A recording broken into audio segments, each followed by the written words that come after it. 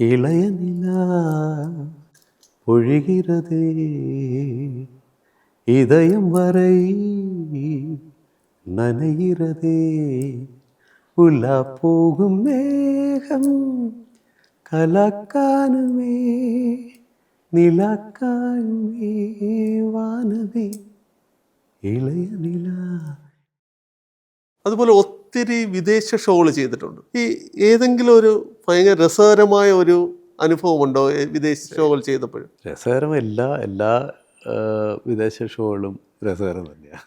ഞാനെപ്പോഴും അതിൻ്റെ positive side നോക്കിയിട്ട് എൻജോയ് ചെയ്യുന്ന ഒരാളാണ്. യാത്രകളും എന്ത് പ്രതിസന്ധി വന്നാലും അതൊക്കെ വേറൊരു തരത്തിലെടുത്ത് എൻജോയ് ചെയ്യും. അങ്ങനെ രസകരമായ ഒരുപാട് കാര്യങ്ങൾ സംഭവിച്ചിട്ടുണ്ട്. ഇവരുടെ കൂട്ടത്തിൽ തന്നെ ഇപ്പോൾ ലാൽ സാറിൻ്റെയൊക്കെ കൂട്ടത്തിൽ ഒക്കെ സഞ്ചരിക്കുമ്പോൾ മൊത്തം തുടങ്ങുന്ന തൊട്ട് കൊടുക്കാൻ വളരെ രസമായിരിക്കും.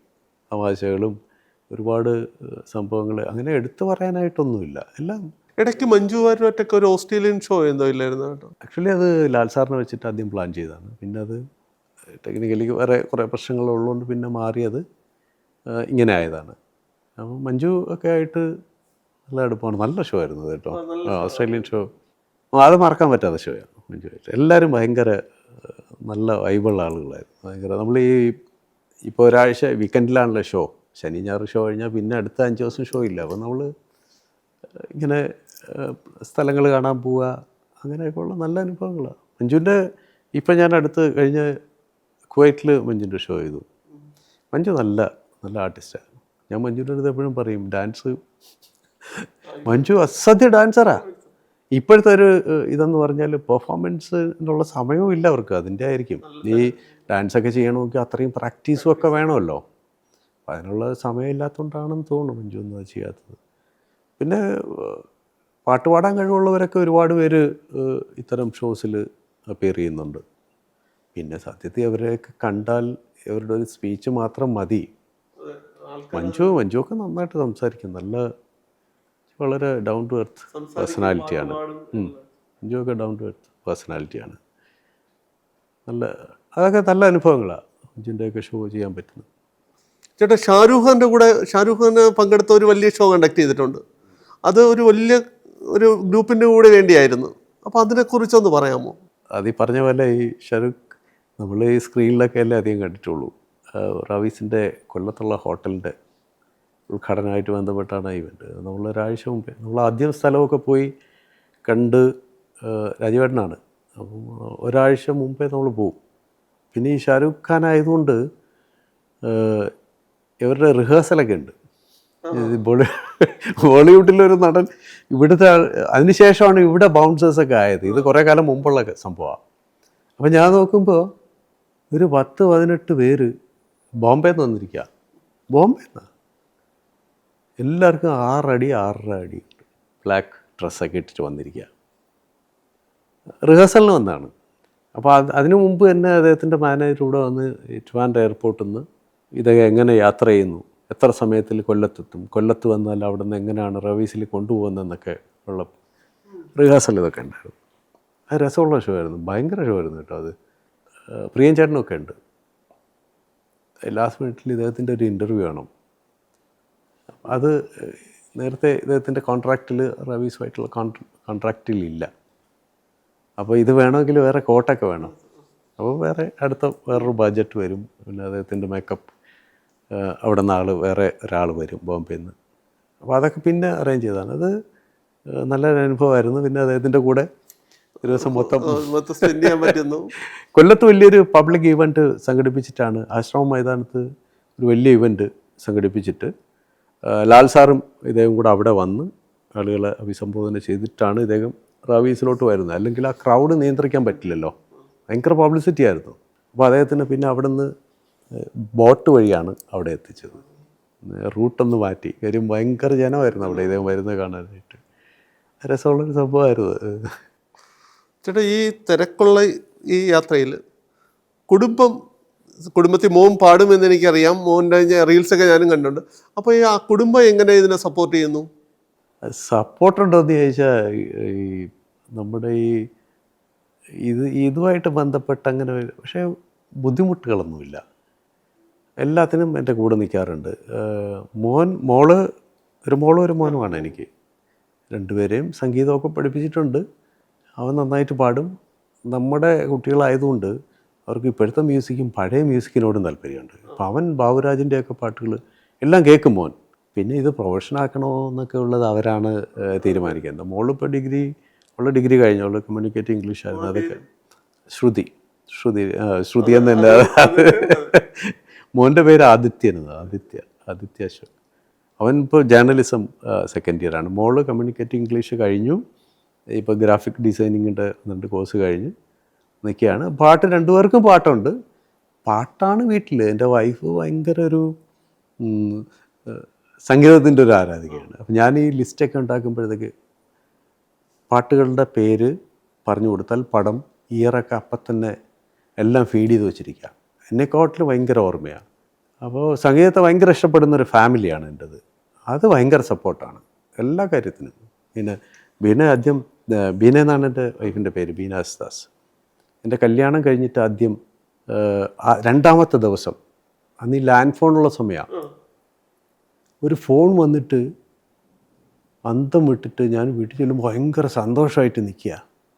സംഭവം എന്താണെന്ന് വെച്ചാൽ രവീന്ദ്ര മാഷ് വീട്ടിൽ വിളിച്ചിരിക്കുക. ബീനയാണ് ഫോൺ എടുത്തത്. അതെ, ഞാൻ ഫോൺ എടുത്ത് കഴിഞ്ഞപ്പോഴത്തേക്ക് ഒരു സൗണ്ട്, ഇത് എന്തോ കേട്ട് പരിചയമുള്ള സൗണ്ട്. ഞാൻ രവീന്ദ്രനാണെന്ന് പറഞ്ഞെന്ന്. രവീന്ദ്ര മാഷ ഭയങ്കര ഫാനാണ് ബീന. എനിക്ക് ഭയങ്കര സന്തോഷമായി. അത് കഴിഞ്ഞിട്ട് പിന്നെ കുറേ കാലം കഴിയുമ്പോഴാണല്ലോ എല്ലാവരുമായിട്ട് ഇടപെടാനൊക്കെ ഉള്ള. ബീനയ്ക്ക് അങ്ങനെ പരിചയമുള്ളൊരു ഫാമിലി നല്ല വരുന്നത്, സംഗീതമായിട്ട് പരിചയമുള്ളൊരു ഫാമിലി നല്ല വരുന്നത്. പക്ഷേ ബീനയുടെ സ്ഥലവും ചെറിയൻകീഴാണ്. പക്ഷേ ഞങ്ങൾ അതിനു മുമ്പ് കണ്ടിട്ടൊന്നുമില്ല, അങ്ങനെ പരിചയമൊന്നുമില്ല. അറേഞ്ച്ഡ് മാരേജ് ആയിരുന്നു. പക്ഷെ ഭയങ്കര സപ്പോർട്ടീവാണ്.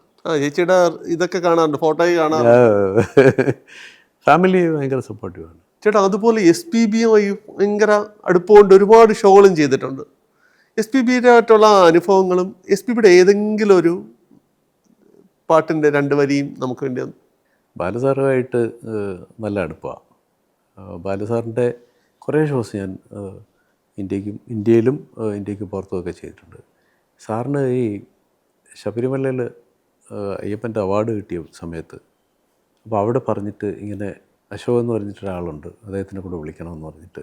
അപ്പോൾ ഞാൻ ബാലസാറിനെ വിളിച്ചപ്പോൾ ബാലസാർ പറഞ്ഞു ഇങ്ങനെ ഒരു അവാർഡുണ്ട്, അപ്പോൾ അവിടെ 2 പാട്ടുമൊക്കെ പാടേണ്ടി വരണം, ഒരു കീബോർഡും വേണം. അങ്ങനെ ഞാൻ പോയി. അപ്പോൾ അവിടെയാണ് ഈ സാറിൻ്റെ ഈ ഇതിലൊക്കെ എടുത്തുകൊണ്ട് പോകുന്നില്ല, ഡോലിയിലൊക്കെ എടുത്തുകൊണ്ട് പോകുന്നൊരു സംഭവം ഉണ്ടായിരുന്നില്ലേ. അപ്പോൾ ഒരു വിധത്തിൽ ഞാനുണ്ട് അവിടെ. ഞാൻ നേരത്തെ പോയി, ഒരു ദിവസം നേരത്തെ പോയി. സാർ അടുത്ത ദിവസമാണ് വന്നത്. ഈ ഡോളിയിൽ ചുമന്നുകൊണ്ട് പോകണമെന്ന് പറഞ്ഞപ്പോൾ ഇദ്ദേഹം ഒരു വിധത്തിൽ സമ്മതിക്കുന്നില്ല. ഈ 4 ആളുകളല്ലേ. അപ്പോൾ ഈ മനുഷ്യരെയൊക്കെ ആ ലെവലിൽ റെസ്പെക്റ്റ് ചെയ്യുന്ന ഭയങ്കര ഒരു ഹ്യൂമൻ ബീയിങ് ആണ് അദ്ദേഹം. ഭയങ്കര ഡൗൺ ടു എർത്താണ് അദ്ദേഹം സംസാരിക്കുന്നതേ. എന്ത് പറഞ്ഞാലും ഒരു നോ പറയുന്നത് പോലും നമ്മൾ കേട്ട് പഠിക്കേണ്ട ഒരാൾ ഇദ്ദേഹമാണ്. അത്ര റെസ്പെക്റ്റ് ചെയ്ത് ഓപ്പോസിറ്റ് ഇരിക്കുന്ന ആളുടെ അടുത്ത് അത്രയും റെസ്പെക്റ്റ് ചെയ്തിട്ടാണ് ഇദ്ദേഹം ആ നോ പറയുക. നമ്മളതൊക്കെ പഠിക്കേണ്ടത് തന്നെയാണ്. അവസാനം എന്ത് ചെയ്ത്, വേറെ നിവൃത്തിയില്ലാത്തതുകൊണ്ട് ഈ 4 പേരുടെയും കാല് തൊട്ട് എഴുതിയിട്ടാണ് ഇദ്ദേഹം ഇതിൻ്റെ മുകളിൽ കയറിയത്. അത് ഭയങ്കര വൈറലായിരുന്നു. ചുവന്നിട്ട് പോകുന്നതാണ് വൈറലായത്. അപ്പോൾ ഇതിങ്ങനെ കണ്ടുകൊണ്ട് അത് വലിയൊരു അനുഭവമായിരുന്നു എനിക്ക്. അത് അവരുടെ ആ മനുഷ്യരുടെ കാല് തൊട്ട് എഴുതിയിട്ടാണ് അദ്ദേഹം അതിൻ്റെ മുകളിൽ കയറിയത്. അത് വലിയൊരു അനുഭവമായിരുന്നു. പിന്നെ ഒരുപാട് ഷോസ് അദ്ദേഹത്തിൻ്റെ ഷോസിൻ്റെ കൂടെ ഈ പറഞ്ഞ പോലെ ഒരു SPB എന്ന് പറഞ്ഞ ഒന്നേ ഉള്ളൂ, പകരം ആളില്ലാത്ത ഒരാളാണ്. ഞാനെപ്പോഴും ഈ ലിസ്റ്റ് ഇടുമ്പോഴത്തേക്കും ഈ ഇളയനില എന്ന് പറഞ്ഞ പാട്ടില്ലേ, ഇവിടെ ഇപ്പോഴും എവിടെ പാടിയാലും ഈ ഇളയനില എന്ന് പറയുമ്പോൾ തന്നെ കയ്യടിയാണ്. അപ്പോൾ സാറ് സമ്മതിക്കില്ല, സാറിത് പാടി. അപ്പോൾ ഞാൻ പറഞ്ഞു, സാറേ ഇത് ആളുകൾ ചോദിക്കാൻ സാധ്യത, അതുകൊണ്ടാണ് ഞാൻ ഇടുന്നത്. ലിസ്റ്റ് ഞാൻ അയച്ചു കൊടുക്കുക. ഈ ചില ലിസ്റ്റ് നീ പോട്ട് അനുപ്പിക്കുകയെന്ന് പറയും. അപ്പോൾ ഞാൻ ഈ ലിസ്റ്റ് അയച്ചു കൊടുക്കുമ്പോൾ ഇളയനില പറയുമ്പോഴത്തേക്ക് സാറ് പറയും അത് വേണമെന്ന് ചോദിക്കും. ഞാൻ പറഞ്ഞു, സാർ ഇത് ആവശ്യപ്പെടും. ഈ പാട്ട് എപ്പോഴും അത്രയും പോപ്പുലർ സോങ്ങാണ്, ഇവിടെ എല്ലാവർക്കും ഇഷ്ടമുള്ള പാട്ടാണ്. നിറയെ ആയിരക്കണക്കിന് പാട്ടുണ്ട്. എന്നാലും ഇളയനില പൊഴിகிறதே இதயம் வரை நனைகிறதே ഉല പോകും മേഘം കലക്കാനുമേ നിലക്കാനുമേ വാനവേ ഇളയ നില. നമുക്ക് എനിക്ക് തോന്നുന്നു കോവിഡിൽ നമുക്ക് കിട്ടിയ ഏറ്റവും വലിയ വലിയ നഷ്ടമാണ്, ഭയങ്കര നഷ്ടമാണ്. അദ്ദേഹം ഇതുപോലെ ഈ കലാകാരന്മാരെ സഹായിക്കാനായിട്ടൊരു ഓൺലൈൻ പരിപാടി പങ്കെടുക്കാൻ പോയിട്ടാണ് ഇദ്ദേഹത്തിന് ഇത് വന്നതെന്നാണ് പറയുന്നത്. പക്ഷെ അപ്പോഴൊന്നും അദ്ദേഹം അത്ര സീരിയസ് ആയിട്ട് അത് എടുത്തിട്ടുണ്ടാവില്ല. ഒരിക്കലും പ്രതീക്ഷിക്കാതെ വന്ന വലിയൊരു നഷ്ടമാണ് ബാലുസാറിൻ്റെ വിയോഗം എന്ന് പറയുന്നത്. ചേട്ടാ, ഒരു കാലഘട്ടമുണ്ട്, ജോൺസൺ വരെയുള്ള രവീന്ദ്ര മാഷ് വരെയൊക്കെ ഉള്ളൊരു കാലഘട്ടമുണ്ട്. അത് കഴിഞ്ഞ് വന്ന കമ്പോസേഴ്സ് കുറേ ആൾക്കാരുണ്ട്. അവരിൽ എടുത്ത് പറയാൻ പറ്റുന്ന ഞാൻ മോൻ സിതാരയുടെ കൂടെ കുറേ വർക്കിന് പ്ലേ ചെയ്തിട്ടുണ്ട്. കൂടുതലും റീ റെക്കോർഡിങ്ങിനാണ് പ്ലേ ചെയ്തിട്ടുള്ളത്. അന്ന് ഡ്രംസ് വായിക്കുന്ന സമയത്ത് മോഹൻ സിതാരയുടെ കൂടെ അന്ന് ഞാൻ ഈ സിതാരയിൽ വായിക്കുന്നതുകൊണ്ട് തന്നെ അദ്ദേഹം അപ്പോഴത്തേക്കും 1 മുതൽ 0 വരെയൊക്കെ ചെയ്തു കഴിഞ്ഞു, മ്യൂസിക് ഡയറക്ടറായി. അദ്ദേഹം ഇവിടെ തരങ്ങണിയിൽ വയലിൻ പഠിക്കാൻ ദാസേട്ടൻ്റെ ഇതിൽ വന്ന ആളാണ്. പിന്നെയാണ് സിതാരയിൽ പ്ലേ ചെയ്യുന്നത് മോഹൻ സിതാര. അപ്പോൾ അതിനുശേഷം അദ്ദേഹത്തിൻ്റെ ഒരുപാട് റീ റെക്കോർഡിങ്ങുകളിൽ മോഹൻ ചേട്ടൻ ആക്ച്വലി റീ റെക്കോർഡിങ്ങുകൾ മദ്രാസിൽ നിന്ന് കുറേ പറിച്ച് ഇങ്ങോട്ട് കേരളത്തിലോട്ട് നട്ടതിൽ മെയിൻ ഒരാൾ മോഹൻ സിതാരയാണ്. നമ്മൾ ആ ഹിസ്റ്ററി നോക്കിയാൽ നമുക്ക് മനസ്സിലാവും. അത് മദ്രാസിലായിരുന്നല്ലോ മൊത്തം. അതിനൊരു മെയിൻ കാരണം കോസ്റ്റ് കുറവാണ്. മ്യൂസിഷ്യൻസിൻ്റെ റെമ്യൂണറേഷൻ അവിടെ മദ്രാസുമായിട്ട് കമ്പയർ ചെയ്യുമ്പോൾ കുറവായിരുന്നു കേരളത്തിൽ. അപ്പോൾ അങ്ങനെയാണ് പല പടങ്ങളും ഇങ്ങോട്ട് വരികയും. ഞാൻ അവസാനം ചെയ്തത് മമ്മൂട്ടിയും, ആ പടത്തിൻ്റെ പേര് ഞാൻ മറന്നുപോയി, മമ്മൂട്ടിയും നമ്മുടെ മുരളിയൊക്കെ അഭിനയിച്ചൊരു പടം ആയിരുന്നു അവസാനം റീ റെക്കോർഡിങ് ഞാൻ പ്ലേ ചെയ്തത്. അതൊക്കെ മോഹൻ ചേട്ടനാണ് ചെയ്തിരിക്കുന്നത്. ഒരുപാട് പടങ്ങൾ ഞാൻ അദ്ദേഹത്തിൻ്റെ കൂടെ വർക്ക് ചെയ്തിട്ടുണ്ട്. റീ റെക്കോർഡിങ്ങാണ് കൂടുതൽ വർക്ക് ചെയ്തിട്ടുള്ളത്. മോഹൻ സിതാര അസാധ്യമായിട്ടൊരു നല്ല ഒരു കമ്പോസറാണ്. ശരത്ത് രാജുവേട്ടൻ്റെ പടങ്ങളെല്ലാം ശരത്ത് ഒരു അസാധ്യ കമ്പോസറാണ്. കാര്യം കാലത്തിന് മുമ്പേ സഞ്ചരിക്കുന്ന സംഗീതമാണ് അദ്ദേഹത്തിൻ്റെ എന്നാണ് എനിക്ക് തോന്നിയിട്ടുള്ളത്. പല പാട്ടുകളും വർഷങ്ങൾക്ക് ശേഷം ഹിറ്റായി, ഇപ്പോഴും ഹിറ്റായി. ഇപ്പം തന്നെ മറ്റേ ആ ഒരു 13 മിനിറ്റുള്ളൊരു സോങ് ഇല്ലേ, എന്തൊരു സോങ്ങാണത്. അതൊരാളിന് വേറൊരാളിന് കമ്പോസ് ചെയ്യാൻ പറ്റുമെന്ന് എനിക്കറിയില്ല. ശരത്തുമായിട്ട് നമ്മൾ ഈ അൺപ്ലഗ്ഡിൻ്റെ അർത്ഥം പ്ലഗ് ചെയ്യാത്ത മ്യൂസിക് എന്നാണ്. പക്ഷേ നമ്മൾ കോമൺ ആയിട്ട് പറയുമ്പോൾ, ജനറലൈസ് ചെയ്ത് പറയുമ്പോൾ പുതിയ ഓർക്കസ്ട്രേഷൻ വെച്ചിട്ടുള്ളൊരു മ്യൂസിക്. ഞങ്ങൾ ദുബായിലൊരു ഷോ ചെയ്തിരുന്നു. എൻ്റെ ഓർമ്മയിൽ ആദ്യത്തെ റീമിക്സ് ഷോ അതായിരുന്നിരിക്കണം. പിന്നെയാണ് ആ ട്രെൻഡൊക്കെ പിന്നെ വന്നത്. ഇപ്പോൾ കേൾക്കുന്ന സാധാരണ പാട്ടുകൾ പുതിയ ഓർക്കസ്ട്രേഷനിലൊക്കെ കേട്ടു തുടങ്ങിയില്ലേ, ബാൻഡുകളൊക്കെ ചെയ്യുന്ന പോലെ. പക്ഷേ എൻ്റെ ഓർമ്മയിൽ അതാണ് ആദ്യത്തെ ഷോ. അത് ശരത്ത കമ്പോസ് ചെയ്തത്. അപ്പോൾ നമ്മൾ ഒരാഴ്ച മുമ്പേ ഇവിടെ കൂടി പാട്ടുകളൊക്കെ സെലക്ട് ചെയ്ത്, പാട്ട് പാടുന്നതൊക്കെ വലിയ ആളുകളാണ്. ചിത്ര ചേച്ചി അങ്ങനെയുള്ള ആളുകളാണ് ഈ റീമിക്സ് സാധനങ്ങൾ പാടിയെന്ന് ഓർക്കണം. പലരും കണ്ടിട്ടുണ്ടാവില്ല. ചിത്ര ചേച്ചി അങ്ങനെ പാടുമോ, പാടിയിട്ടുണ്ടോ എന്നൊക്കെ സംശയമുള്ളതുകൊണ്ടാണ് ഞാനിത് പറയുന്നത്. ചിത്ര ചേച്ചിയൊക്കെയാണ് അന്ന് അത് പാടിയത്. പഴയ പാട്ടുകളുമൊക്കെയാണ് എടുത്തിട്ട് ഞങ്ങൾ ഇവിടെ അത് വേറൊരു തരം മ്യൂസിക് ഇദ്ദേഹമാണ് കമ്പോസ് ചെയ്തതെല്ലാം. ശരത്ത് അസാധ്യ ഷോസ് ആയിരുന്നു കേട്ടോ, അസാധ്യ ഷോ ആയിരുന്നു എന്ന് പറഞ്ഞാൽ എൻ്റെ ഓർമ്മയിൽ ആദ്യത. ഞാൻ എപ്പോഴും ഇത് പറയും, ഇപ്പോഴത്തെ റീമിക്സ് ഒക്കെ തുടക്കം ഈ ദുബായ് ഷോയാണ്. ശരത്ത് ചെയ്തതുകൊണ്ട് അസാധ്യമായിട്ടാണ് ചെയ്തു വെച്ചിരിക്കുന്നത്. എൻ്റെ കയ്യിൽ ഇപ്പോഴും അതിൻ്റെ ഓഡിയോ, അന്ന് അവിടെ പരിപാടി റെക്കോർഡ് ചെയ്ത ഓഡിയോ ഇരിപ്പുണ്ട്. ഞാൻ സൂക്ഷിച്ചു വെച്ചിട്ടുണ്ട്. സാധാരണ കാസറ്റാണ്, കാസറ്റുള്ള സമയത്താണെന്ന് ആലോചിക്കണം. കാസറ്റാണ്, അതിൽ റെക്കോർഡ് ചെയ്ത് വെച്ചിട്ടുണ്ട്. മലയാളികളെ സംഗതികൾ എന്താന്ന് പഠിപ്പിച്ച മനുഷ്യനാണ്, ആളാണ്. പിന്നെ ഞാൻ പറഞ്ഞില്ലേ, കാലത്തിന് മുമ്പേ സഞ്ചരിക്കുന്ന മ്യൂസിക് ചെയ്തിരുന്ന ആളാണ്. ഇന്ത്യയിലെ one of the most talented music directors എന്ന് വേണമെങ്കിൽ ശരത്തിന് പറയാം. അസാധ്യ ടാലൻ്റാണ് പുള്ളി കമ്പോസ് ചെയ്തത്.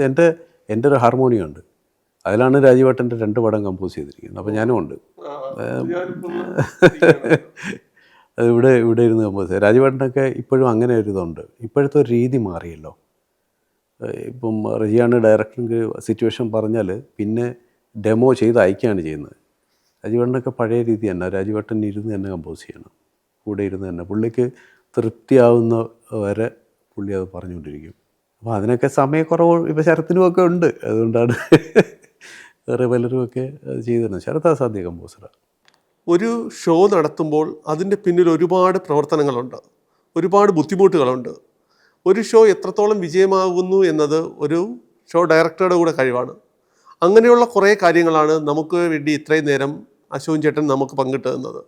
അതിന് 1000 നന്ദി. റജി, നമ്മുടെ സൗഹൃദം നമ്മുടെ അനുഭവങ്ങൾ മാത്രമാണ്. എല്ലാത്തിനും സന്തോഷം. നന്ദി.